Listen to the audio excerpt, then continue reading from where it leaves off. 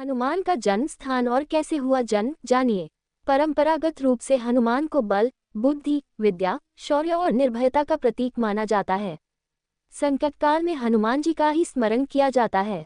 वह संकट मोचन कहलाते हैं। हनुमान को शिवावतार अथवा रुद्रावतार भी माना जाता है। रुद्र आंधी तूफान के अधिष्ठाता देवता भी हैं और देवराज इंद्र के साथी भी। विष्णु पुराण के अनुसार रुद्रों का उद्भव ब्रह्मा जी की भृकुटी से हुआ था। हनुमान जी वायुदेव अथवा मारुति नामक रुद्र के पुत्र थे। हनुमान शब्द का ह ब्रह्मा का, नु अर्चना का, माँ लक्ष्मी का और न पराक्रम का द्योतक है।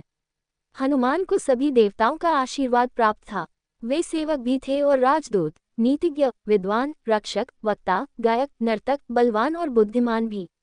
शास्त्रीय संगीत के 3 आचार्यों में से एक हनुमान भी थे। अन्य 2 थे शार्दूल और कहाल। संगीत पारिजात हनुमान जी के संगीत सिद्धांत पर आधारित है। कहते हैं कि सर्वप्रथम रामकथा हनुमान जी ने लिखी थी और वह भी शिला पर।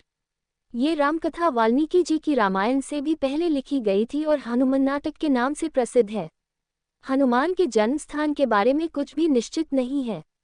मध्य प्रदेश के आदिवासियों का कहना है कि हनुमान जी का जन्म रांची जिले के गुमला परमंडल के ग्राम अंजन में हुआ था। कर्नाटक वासियों की धारणा है कि हनुमान जी कर्नाटक में पैदा हुए थे। पंपा और किष्किंधा के ध्वंसावशेष अब भी हम्पी में देखे जा सकते हैं। अपनी रामकथा में फादर कामिल बुल्के ने लिखा है कि कुछ लोगों के अनुसार हनुमान जी वानर पंथ में पैदा हुए थे। हनुमान जी का जन्म कैसे हुआ इस विषय में भी भिन्न मत हैं। एक मान्यता है कि एक बार जब मारुति ने अंजनी को वन में देखा तो वह उस पर मोहित हो गया।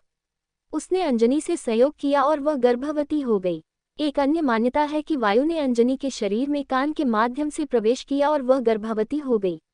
एक अन्य कथा के अनुसार महाराजा दशरथ ने पुत्रेष्टि यज्ञ से प्राप्त जो हवि अपनी रानियों में बांटी थी उसका एक भाग गरुड़ उठाकर ले गया और उसे उस स्थान पर गिरा दिया जहां अंजनी पुत्र प्राप्ति के लिए तपस्या कर रही थी।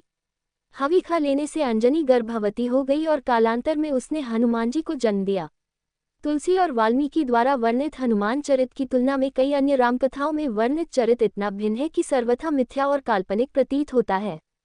तांत्रिकगण हनुमान की पूजा एक शिर, पंचशिर और एकादश शिर, संकट मोचन, सर्वहित्रत और रिद्धि सिद्धि के दाता के रूप में करते हैं। आनंद रामायण के अनुसार हनुमान जी की गिनती 8 अमरों में होती है। अन्य 7 हैं: अश्वत्थामा, बलि, व्यास, विभीषण, नारद, परशुराम और मार्कंडेय।